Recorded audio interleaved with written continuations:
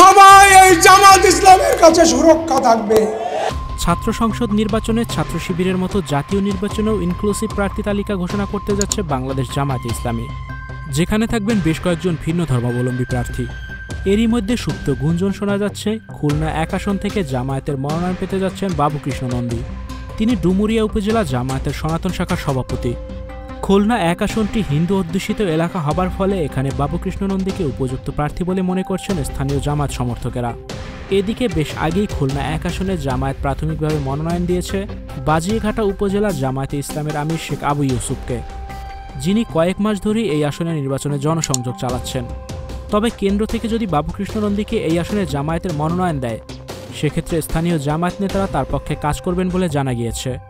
এর আগে বাবুকৃষ্ণ নন্দী বলেছিলেন তিনি মনে করেন জামায়াতে ইসলামীর কাছেই হিন্দু মুসলমান দুই ধর্মের মানুষ সুরক্ষিত থাকবে, এই কারণেই তিনি দল হিসেবে জামাতকে বেছে নিয়েছেন। এদিকে ৫ আগস্ট গণ অভ্যুত্থানের পর জামাত শিবিরের নেতাকর্মীরা হিন্দু ধর্মাবলম্বীদের মন্দির ও বাড়িঘর পাহারা দিয়ে তাদের প্রতি এক ধরনের আস্থা অর্জন করতে সক্ষম হয়েছে। তবে এটা ভোটের মাঠে কতটা প্রতিফলিত হয় সেটা প্রশ্ন সাপেক্ষ বিষয়।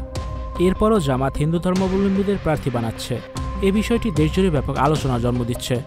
এসবের পাশাপাশি বেশ কজন নারী প্রার্থী এবং ছাত্র সংসদের কয়েকজন ভিপি জেডিএসকেও মনোনয়ন দিতে যাচ্ছে দলটি। ভিউয়ার্স, এই বিষয়টি নিয়ে আপনাদের কি মতামত জানিয়ে অবশ্যই কমেন্টস করে দিন, আর ভিডিওটি শেয়ার করার অনুরোধ রইল। Icon focus 24 TV, powered by 4D Fourth Dimension। আমাদের চ্যানেলটি সাবস্ক্রাইব করে আমাদের সাথে থাকুন।